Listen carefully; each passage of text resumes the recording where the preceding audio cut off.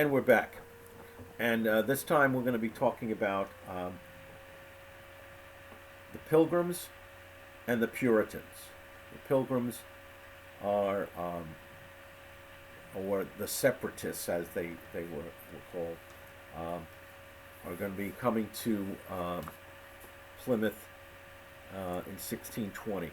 Now, we talked earlier about the Protestant Reformation and how that created such an upheaval in Europe, in particular King Henry VIII, and his establishing himself as the head of the Church of England was fine for his benefit, uh, but he is going to find as he goes along and as England progresses that there's going to be a large rift and violent confrontations between uh, the Catholic Church and the Pope, the Church of England, and then among the Protestant Church of England, there's going to be an outbreak of factions of breaking away from the Church of England, and the separatists,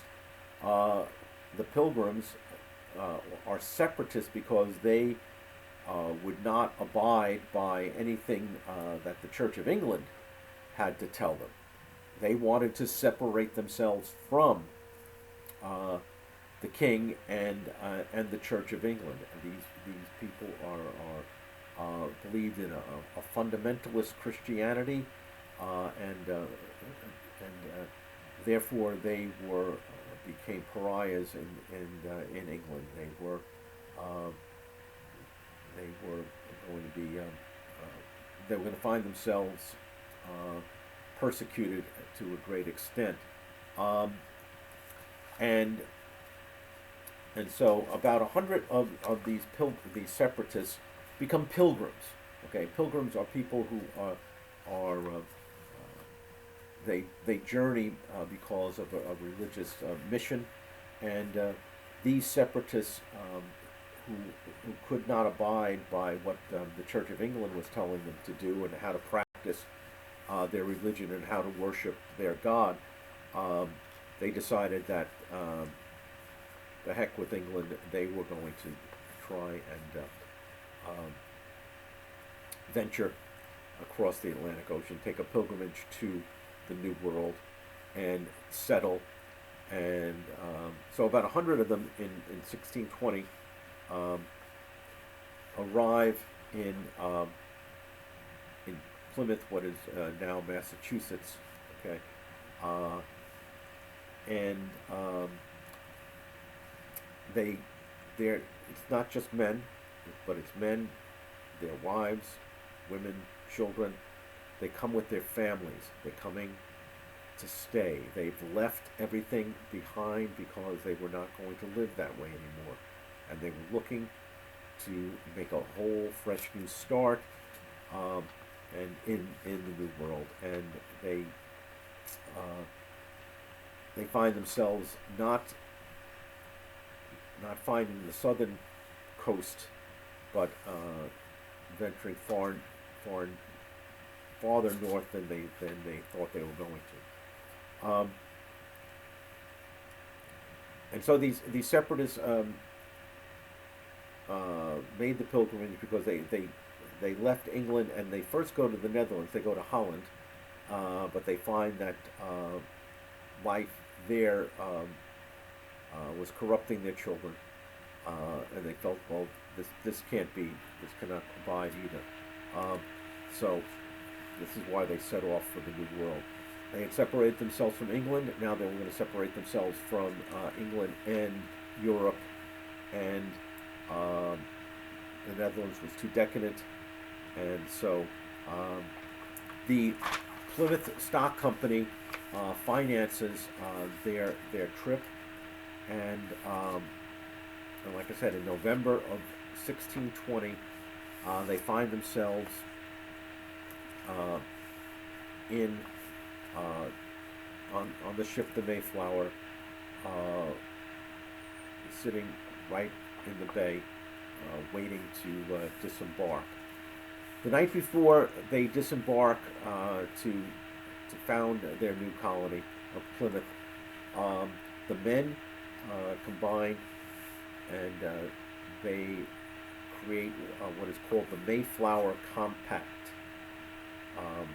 In terms of government and democracy, this is a fundamental action that the men, the separatist pilgrims, took, uh, and they combined to make a political body, and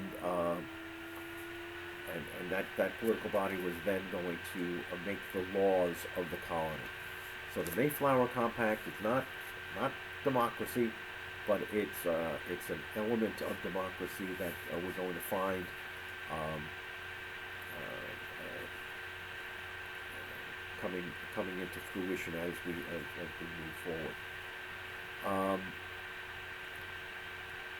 Mayflower, excuse me, the Plymouth colony finds itself in a very rough position. Uh, they're there with their families. They have their stores, but it is November. They're not going to, throw some seed in the ground and have food in a couple of weeks. So, as you may have read, it's going to lead to a very, very harsh conditions. Um, the first governor is a man named William Bradford. His wife commits suicide. The weather and the lack of food leads to starvation, the starving time, as it's called. Um, these pilgrims resorted to stealing from the natives. Um, there is the mythological story of the first Thanksgiving. Okay, that's we look back to that and fondly as the natives bringing a feast, a harvest feast for the pilgrims to take part in. It it didn't happen exactly that way, but it's it's a good story.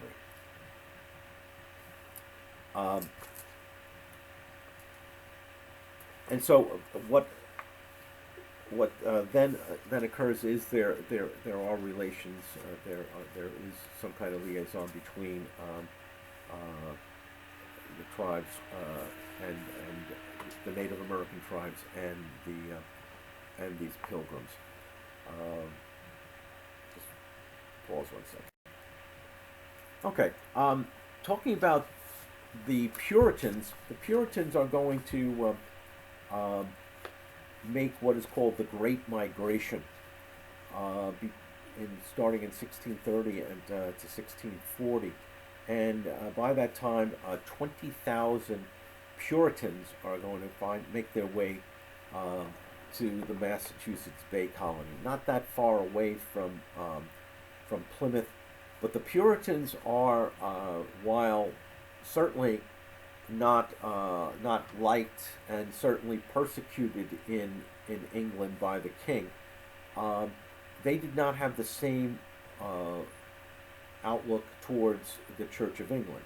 They certainly thought that the Church of England was corrupt, but it was going to be their mission to purify that church, to stay, I guess, what they thought was to stay within the Church of England and purify it. Well, the king was having none of that, and he said, "Look, why don't you guys just, you know, make yourself scarce? I'll give you a royal charter to go to Massachusetts Bay. Just get out of here." Okay. So once again, another set of malcontents, people that were did not like England. They did not like the king. They did not like the culture of England. Uh, Found themselves coming across the Atlantic Ocean to find a new way to live, a new place to live, where they could they could call the shots. A royal charter means that the king is basically in charge and sets the rules and sets the agenda. But again, they're going to be 6,000 miles away across the Atlantic Ocean. The Puritans are led by a man named John Winthrop, and John Winthrop is known for his sermon, "A Shining City on the Hill." Okay, it is a sermon that talks about how this colony of Puritans was going to set the example for the world, to show the King of England and show the world just how life could be better lived the way the Pilgrims lived. Puritan society was somewhat democratic in nature, in form, I should say. The male church members could vote, and there's such a thing, and I'll talk about that in the when we talk about the crucible. That there was the town meeting, such a thing as a town meeting where the townspeople would meet in the meeting place, the church, and they would be able to get up and have their say. Of course, we know that the Pilgrims stressed education, and therefore it's in 1636 that the college known as Harvard is established, and education is a valued idea and practice. And they not only established Harvard College, but they also established primary and secondary schools. And the first printing press is found. It is established and constructed in the Massachusetts Bay Colony. And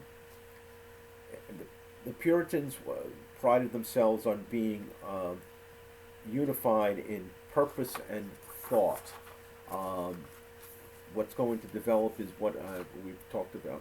We will talk about again the Protestant work ethic. That as you work hard, your station in life, you will improve yourself. You work hard, you will improve yourself, and therefore, if you do not work hard, your life will not improve, and therefore you will be ostracized.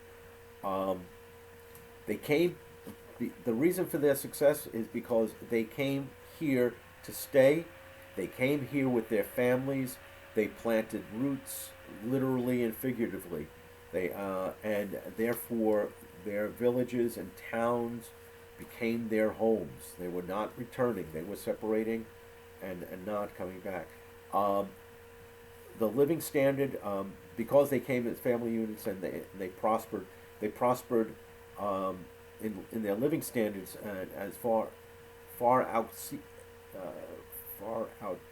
pacing and exceeding the living standard found in England. The life expectancy exceeded those of the common people in England, and the population was growing and growing and growing. We'll talk next about the expansion and as well as the Puritans and the witch trials.